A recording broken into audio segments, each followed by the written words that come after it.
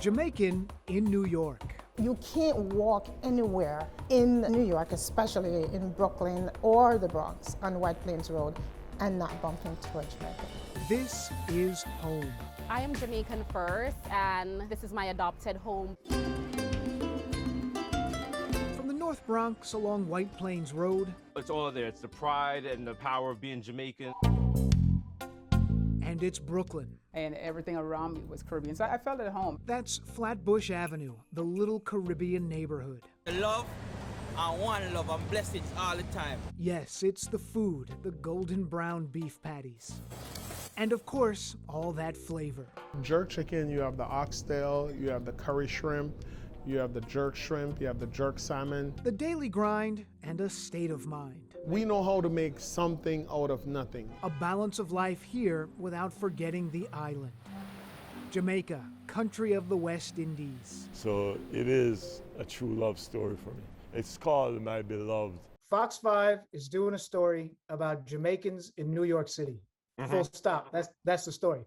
Listen, I saw the email. I said, say less. Let's go right there. Sometimes it seems like there's no stopping Jesus Nice. I just want to make my immigrant parents proud, my Jamaican community proud, my family proud. A first-generation Jamaican American from the Bronx, the Wakefield section. In that section of the Bronx is a heavy West Indian culture. From there to here, a hit podcast, Bodega Boys, a show on Showtime, Desus and Mero, with fellow New Yorker the Kid Mero. Just two guys from the Bronx, two kids of immigrants, just grinding. Their guests include everyone from former President Obama to Dr. Anthony Fauci. Because they know that our audience is one that necessarily might not be reading the newspaper or might not be getting their information from traditional news sources. So the best way to reach them and inform them would be coming on our show. His commercial triumph may be the exception, but a record of success isn't hard to find.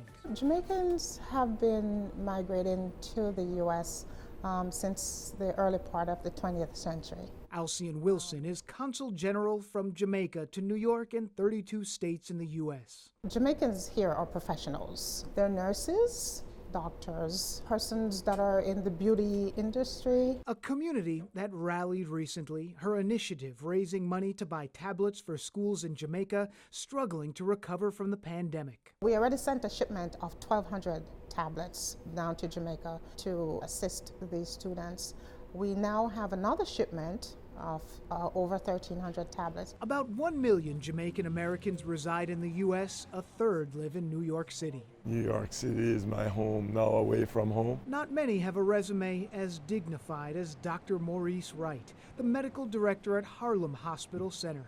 I saw firsthand growing up how difficult it was for some to get care. Dr. Wright was born in the U.S., grew up in Jamaica, and then returned to New York to attend Fordham University and later medical school, deciding on a career in the public sector. Because I see how much we are geared to taking care of everybody, regardless of who you are. Lessons he learned from his own grandmother on the island, needed more than ever during the pandemic. Every opportunity that I see us have to educate our community is a really good day for us. And we know how to take a bad experience and turn it into something positive. And that's exactly what Chef Patrick Simpson is doing.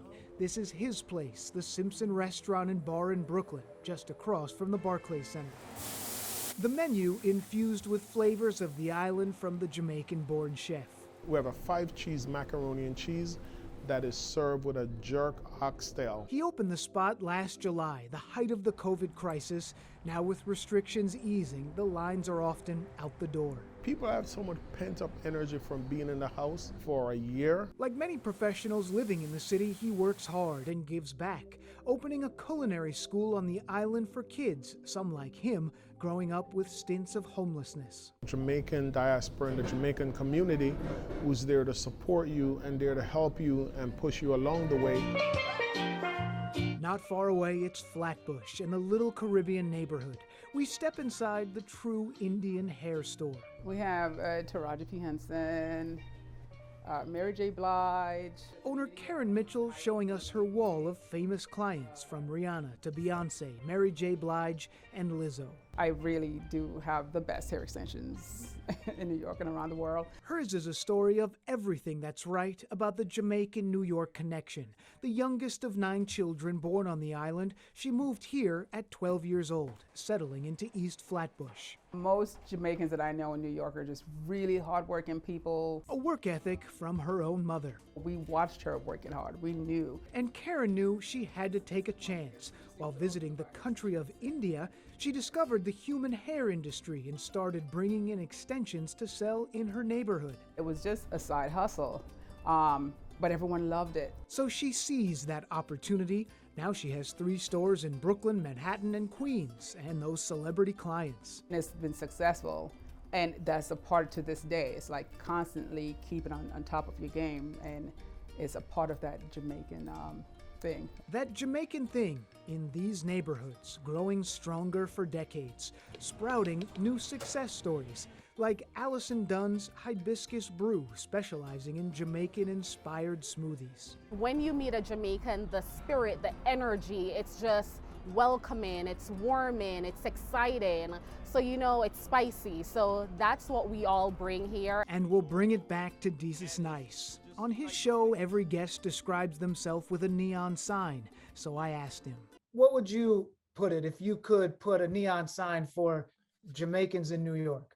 I would put to the world, and it's 2DI world, because that's just Jamaica. Jamaica is a small island, but it's produced so many things culturally, musically, just foods and just things in general that it's dominated culture.